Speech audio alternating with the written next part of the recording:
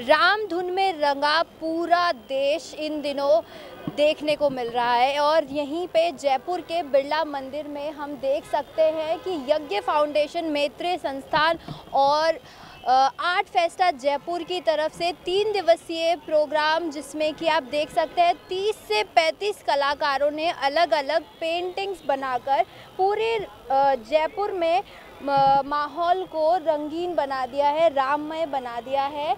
यहाँ पर आप देख सकते हैं कि किस तरह से अलग अलग कलाकार राम की अलग अलग प्रतिष्ठाओं को दिखा रहे हैं, राम के अलग अलग रूप को दिखा रहे हैं। हम आपकी एक नज़र डालते हैं इस पेंटिंग में। इनसे हम बात करेंगे। सर, आप कहाँ से हैं?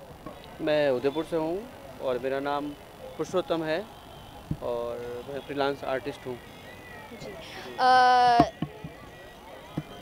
हम आपसे पूछना चाहेंगे कि इस पेंटिंग के पीछे क्या मतलब आपका वो है कि आप क्या दर्शाना चाह रहे हैं इसमें? मैंने इसमें राम जी की तस्वीर बनाई है, जो उन्होंने अपने मर्यादा में रह के शासन भी संभाला और राम होने के नाते अपनी मर्यादा भी निभाई। जी। आप देख सकते हैं कितनी बेहतरीन ये पेंटिंग है। और जी, आपका नाम और आप बता सकते हैं कहाँ से हैं? मैं दौसा ज़िले से हूँ, नाम श्याम सुंदर शर्मा है। इस पेंटिंग के पीछे क्या है, क्या इसकी स्टोरी है, आप बता सकते हैं थोड़ा? ये है कि अपने 400-500 साल से राम जी का जो एक भाव नहीं मिल रहा था, वो अब भाव सबके मन में उठने लग गया है। पूरे भारत में राम जी का 500 वर्षों से इंतज़ार किया गया। 500 वर्षों बाद अयोध्या में जब राम पधारे तो उसका जो नज़ारा है वो कुछ इस प्रकार है। पूरे देश भर में राम नाम का नाम हो रहा है और पूरे देश में आप देख सकते हैं कि किस तरह से जलवा राम का बिखरता जा रहा है। और ये पेंटिंग्स उनका कुछ भाग है जिसमें आप देख रहे हैं कि कितने बेहतरीन तरीके से अलग अलग कलाकार बहुत ही पेंटिंग्स बना रहे हैं। हम ये जानना चाहेंगे आपसे कि ये पूरे कार्यक्रम के पीछे क्या मोटिवेशन है, क्या लक्ष्य है इसके पीछे, आप थोड़ा बताइए। देखिए, आज जब पूरा का पूरा देश राममय हो रहा है तो कला का राममय हो जाना धर्म को और ज़्यादा ऊंचाइयों तक ले जाता है। बिकॉज कला जब धर्म से मिल जाती है, कला की कोई ना तो देह होती है ना उम्र होती है। अगर आप देखोगे तो जितनी पुरानी रोमन हिस्ट्री, ग्रीक हिस्ट्री, सबके जो भी हैं गॉड एंड गॉडेसेस हैं, उनको हम उनकी कला के थ्रू जानते हैं।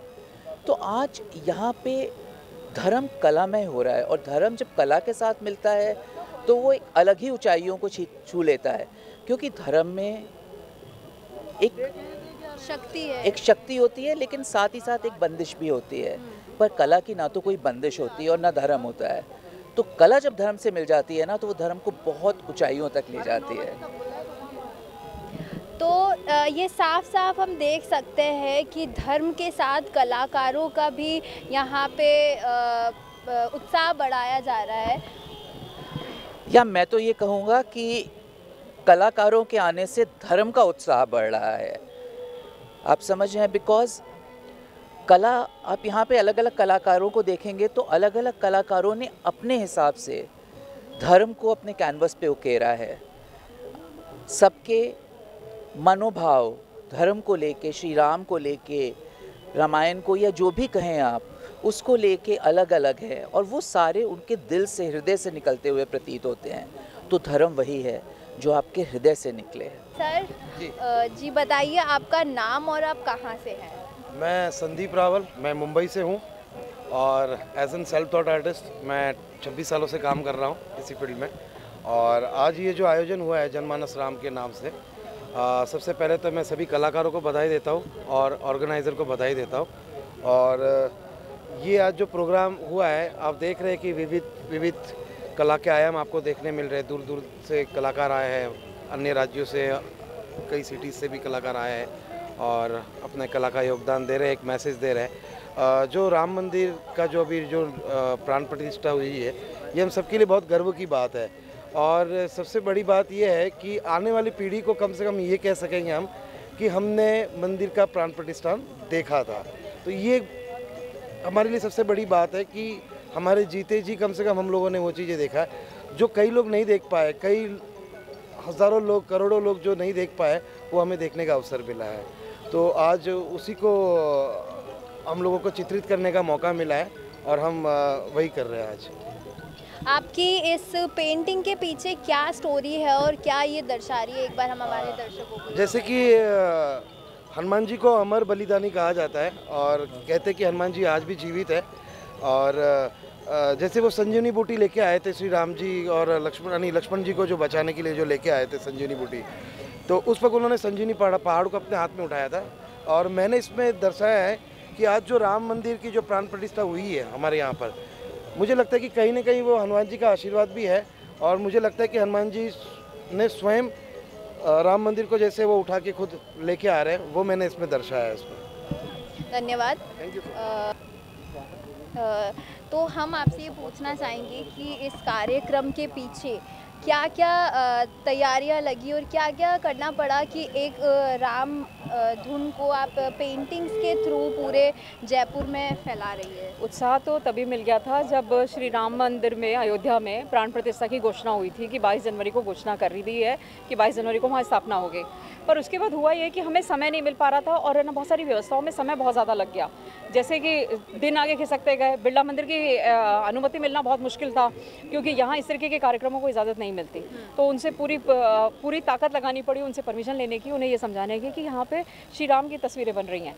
तब उन्होंने इसकी स्वीकृति दी और हमारे पूरे भारत से सारे आर्टिस्ट आए हैं और राम के विभिन्न स्वरूपों को उकेर रहे हैं अपनी अपने कैनवास पे।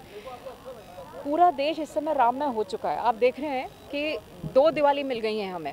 एक तो तब जब राम आए थे, हमारे रामायण जी में जो तारीख लिखी है तिथि के हिसाब से हम हर साल दिवाली मनाते हैं, और अब 22 जनवरी को एक नई दिवाली हमने शुरू कर दी। तो बस ये उसी उत्सव की श्रृंखला में एक कार्यक्रम का आयोजन है कि जिसमें हम श्री राम के सभी स्वरूपों को बना सकें, जितने भी बन सकते हैं।